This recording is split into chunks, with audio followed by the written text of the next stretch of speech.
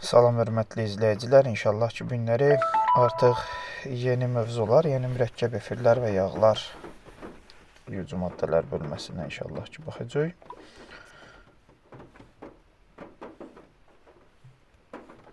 Bəli. Demək, elə buradan birinci bölməyə başlayaq inşallah.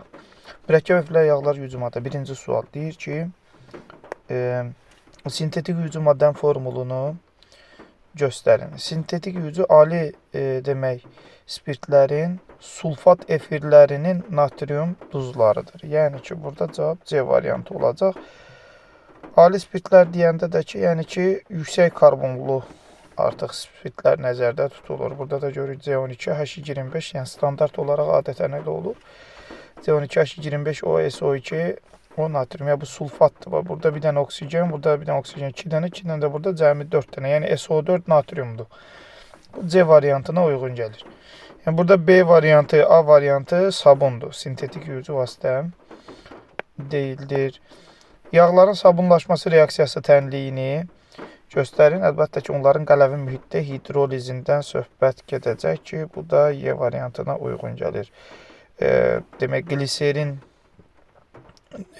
gliserinin ali karbon turşularla əmələ gətirdiyi efirlərdir.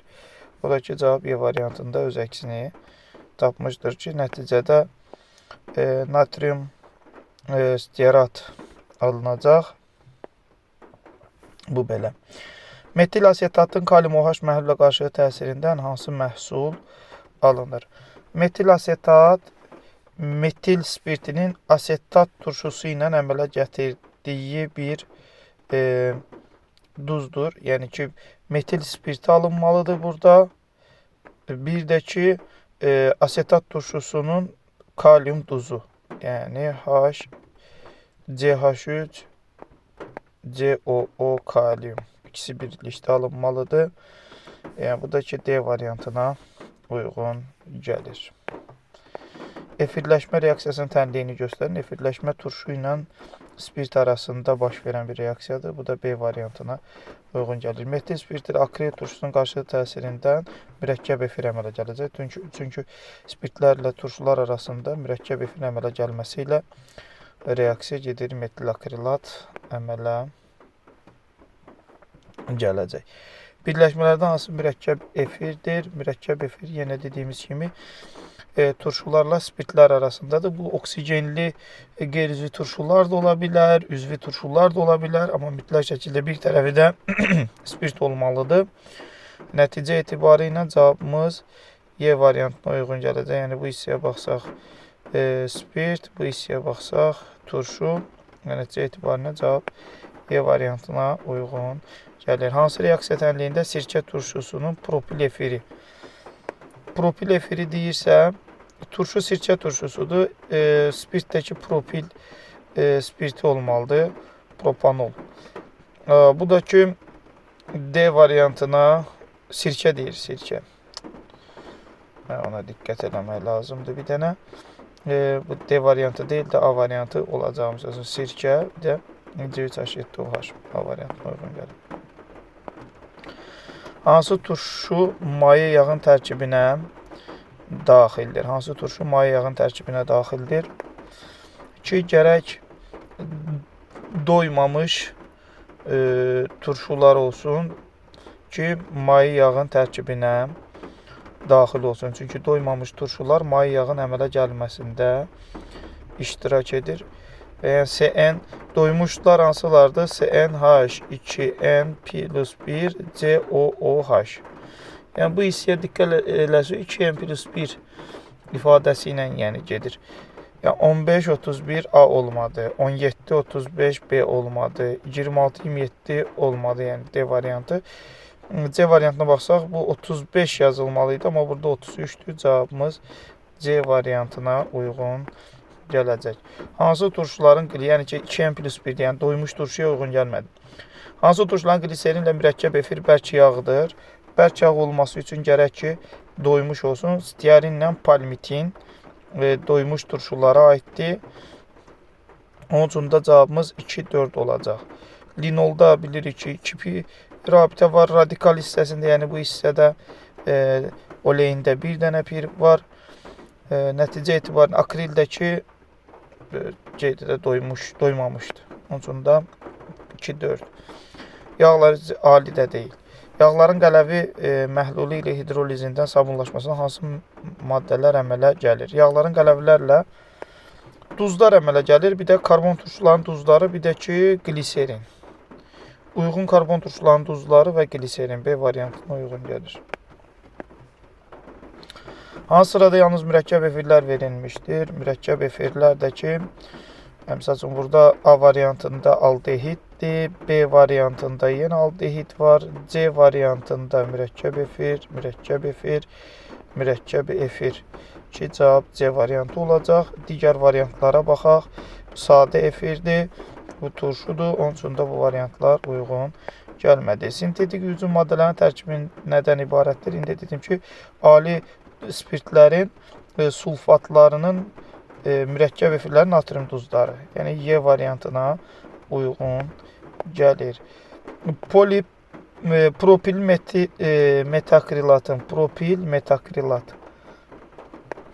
metakrilat 2 qat rabitə var da CH2, CH, COOH.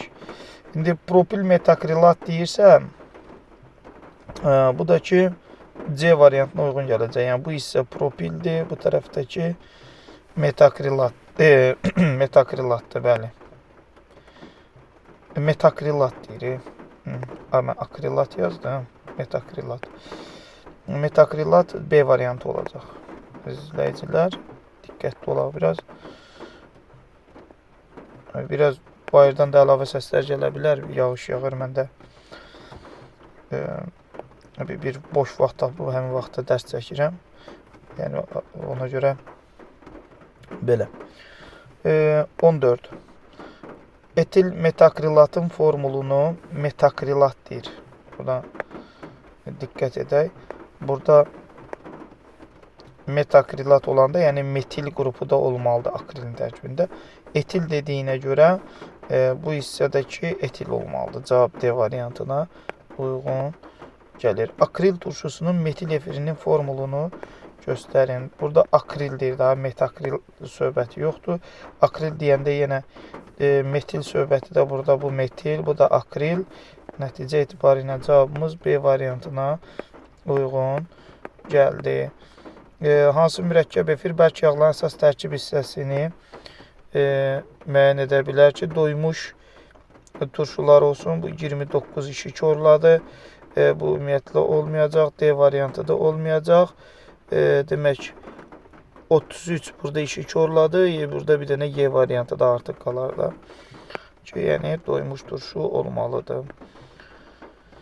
Hansı mürəkkəb efir maye bitkilərin doymamışlara baxmalıyıq indi burada.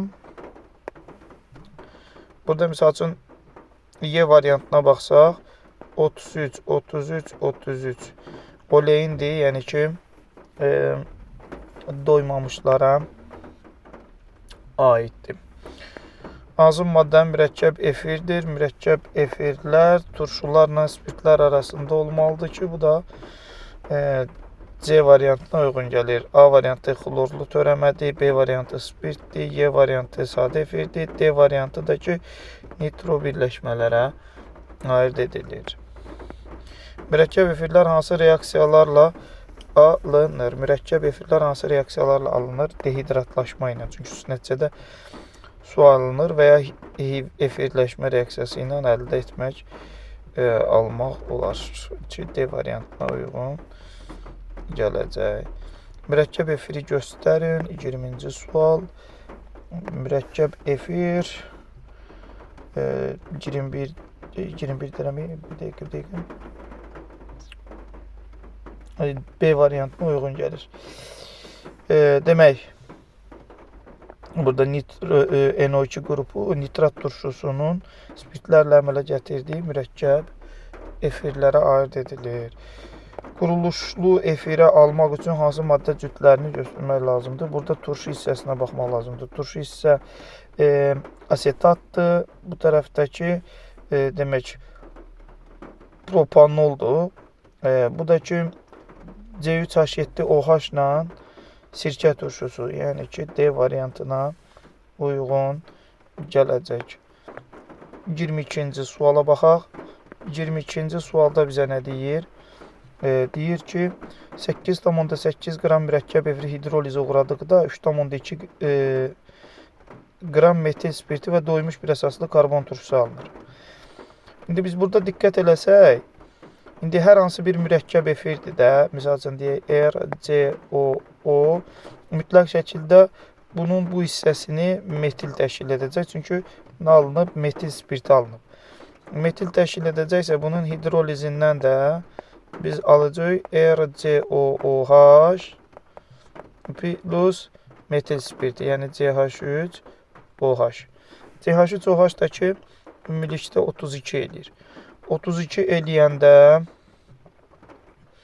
onda bura 8,8 düşübsə, bura 8,8 deyirəm. Mr düşürsə, Mr 3,2-yə 8,8 düşür. Mr də bizə verir 88. İndi bizdə qalıb ki, bir əsaslı karbon turşusunu müəyyən edin. Bu rahatdır, yəni ki, ümumi formula baxsaq CnH2n O2 şəklindədir. Bu da 14n plus 32 bərabərdir 88-ə. N də buradan çıxır, demək 88-də 56, 4. N'in qiyməti 4 çıxır. Amma bu, diqqət eləsək, demək, CH3-ü buradan çıxmalıyıq bir dənə. Çünki ümumi efirin tərkibində 4 dənə karbon var. Demək, bunun digər hissəsində C2H5, COO, CH3 şəklində yazanda bu hissə artıq turşuya aid olur. Bu da C2H5, COH olur. Yəni C variantına uyğun gəlir cavabımızdan. 23. 9,2 qram etil spirtin doymuş bir əsaslı karbon turşusu ilə reaksiyasından 20,4 qram mürəkkəb efir almışsa, turşunun molekulunda neçə karbon atomu vardır? Yenə deyək ki, 9,2 etil spirti reaksiya girəndə etil spirtin də ümumi formulu C2H5OH-dır. Mr də bunun 46 tapılır. Yəni orada verilib, onlara əsasən bunun Mr-i 46 çıxacaq. Normalda bunlar birin birə nisbətində reaksiya girir də. Yəni 46 ilə gərək ki, mən spirt efir alsam 14n plus 32. Yəni efirlərin bayaqları ümumi formulunu yazdıq. CnH2NO2 şəklində ki, bunlar mürəkkəb efirlər turşularla siniflər arası izomerdirlər. Onda bura 46, 14n plus 2 uyğun gəlirsə, 9,2-dəki 20,4 uyğun gəlirsə, bu uyğun gələcək 102-yə. 14n plus 32 102-dirsə, n də bərabərdir 5 çıxır. N 5 çıxırsa, bunun 2 dənəsi spirtin tərkibindədir. Yerdə qalan 3 dənəsi də turşunun tərkibində. Bizə də deyir, turşunun tərkibində neçə karbon atomu var. Bu 5-in ikisi spirtə aiddirsə, 3-ü də turşuya aid olacaq. Yəni, cavabımız D variantına uyğun gələr. Metil formiyyat üçün hansı ifadə səhvdir? Metil formiyyat üçün hansı ifadə səhvdir? Metil formiyyatının da formulunu yazaq bura. Formiyyat turşusunun metil efiri HCOO, CH3. Uçucu mayedir, mürəkkəb efirlər deyil. Mürəkkəb efirdir, düzdür. Sirkə turşusunu yuxarı temperaturda qaynayır, əlbəttə ki, suda həll olur. Suda həll olmur. Demək, hidrolizə uğrayır. Hidrolizə də uğrayır. Efirlər suda həll olmurlar. Onun üçün də cavabımız burada 24-də D variantına uyğun gəlir. Mürəkkəb efirlər yağ tərkiblidirlər. Hansı turşu metil spirti ilə mürəkkəb efir əmələ gətirmir? Metil spirti ilə gərək ki, oksigensiz qeyri-üzvi turşu olsun. Y variantına uyğun gələcək. Maye yağların tərkibinə əsasən hansı turşu daxildir? Maye yağların tərkibinə əsasən hansı turşular daxildir? Doymamış turşu olmalıdır və ali karbon turşusu olmalıdır. Bu da cavab A variantına uyğun gəlir. Doymuş, doymuş, doymuş, doymuş. Yəni ən azından ali karbon turşusuna da baxmasan, doymuş olduqları kifayət edir ki, bunların maye yağın tərkibinə daxil olmasın. Hansı birləşmələrdən biri sadə, digəri isə mürəkkəb efirlərdir? Sadə spirtlər arasında yaranır. Mürəkkəb efirlər isə turşularla spirtlər arasında yaranır. Elə cavabımız A variantına uyğun gələcək. Məsəl üçün, B-də bu sadə efirdir.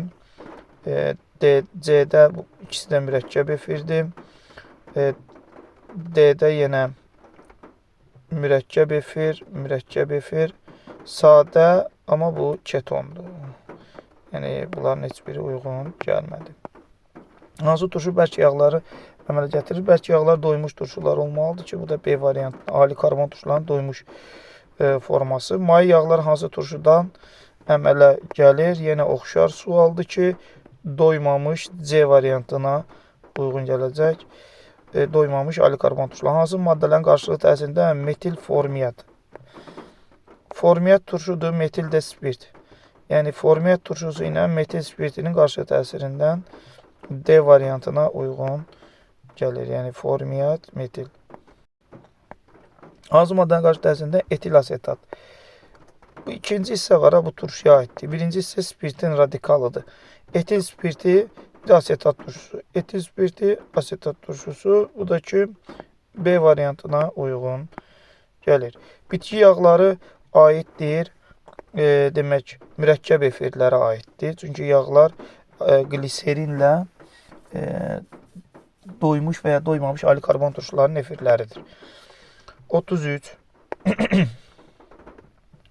CnH2 plus 1 COH N'in qiyməti 1-dirsə bu bizə verəcək sirkə turşusu, CH3 COOH verəcək. N'in yerinə 1 qoyduq. Burada N'in yerinə də 2 qoysam C2H5OH verəcək etil spirti. Nəticədə bu asetat turşusu ilə etil asetat verəcək bizə. Yəni A variantına uyğun gələcək. Etil asetat efiri. 34-də oxşardır. Yenə N'in yerinə 1 qoyub, yenə CH3COOH alacaq. N'in yerinə 1 qoyub, sadəcə burada metil spirt alacaq. Metil asetat olacaq. Bu metil asetat A variantına uyğun gəlir. Yağlar hansı spirtlərdən əmələ gəlir? Gliserindən Y variantına uyğun gəlir. Hansı molekulda mürəkkəb efir qrupu yoxdur? Mürəkkəb efir qrupu yoxdur. Hansı molekulda mürəkkəb efir qrupu yoxdur? Yəni B variantına uyğun gəlir. Bu ketondur. Gördüyümüz kimi elə burada efirin də formulu verib, çox sadə. Metil metakrit molekulunda neçə sigma, neçə pi rabitə mövcuddur? Metil metakrilat deyəndə, yəni metakrilat turşusunun metil efiri nəzərdə tutulur. Bu da ki CH2, CH3, COO, CH3. Metil, bu hissədəki, yəni metakrilat. Metil, metakrilat. İndi bizdən soruşur sigma və pi rabitələrin sayı.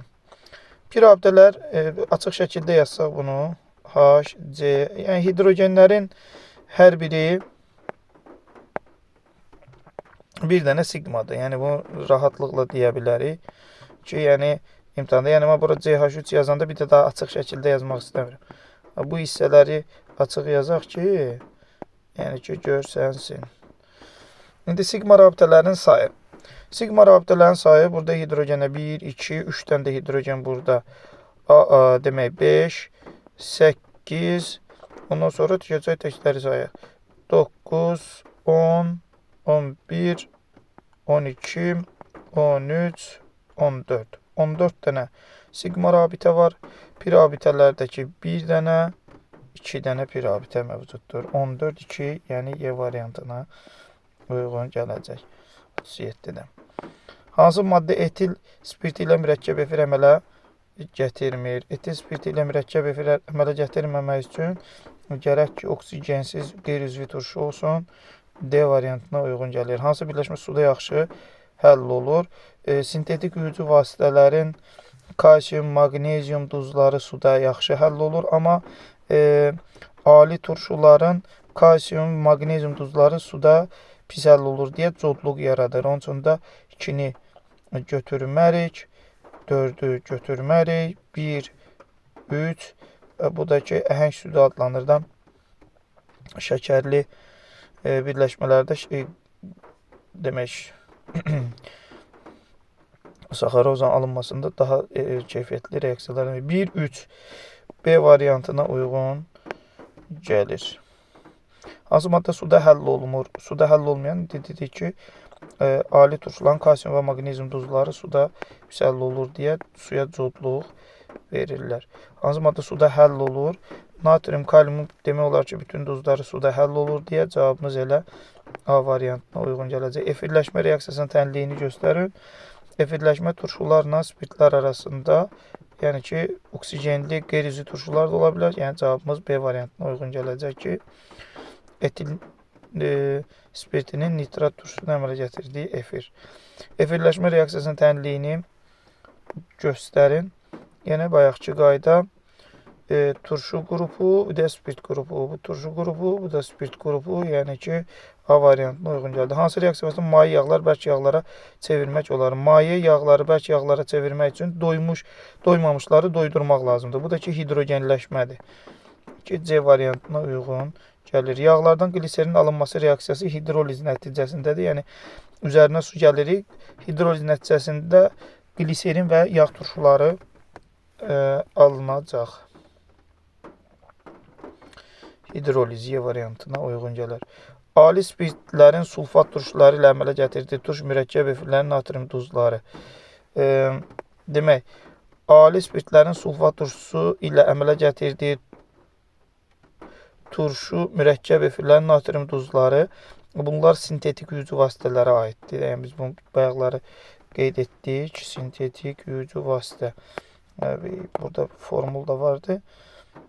Misal üçün, deyək ki, C variantı 40-cı sualda baxsaq, C variantına. Yəni ki, burada ali spirtlərin sulfat turşusu ilə əmələ gətirdiyi mürəkkəb efirlərin natrium duzları. Ali karbon turşuların natrium duzu bərk sabun adlanır, amma kalium duzu isə maye sabun adlanır. B variantına uyğun gəlir. Praktik çıxım 80% olarsa 1 mol yağın tam hidrolin neçə mol turşu alınır? Normalda yağların tərkibində CH2, O, CO, R, O, CO, R eyni də ola bilər, R1 də ola bilər. Biz üçün burada bu önəm daşımır. Hər bir halda bunun hidrolizindən mən görürəm ki, 3 dənə turşu alınacaq. Yəni ki, gliserin alınacaq. Mən gliserini yazıram. Gliserin. Bir də ki, 3RCOOH alınır. Bu 100%, 1 moldan 100% çıxımla 3 mol turşu alınır. Bizə də burada 1 mol yağın tam hidrolizindən neçə mol alınır? 80% olar. Bu 100% çıxımla 3 moldur.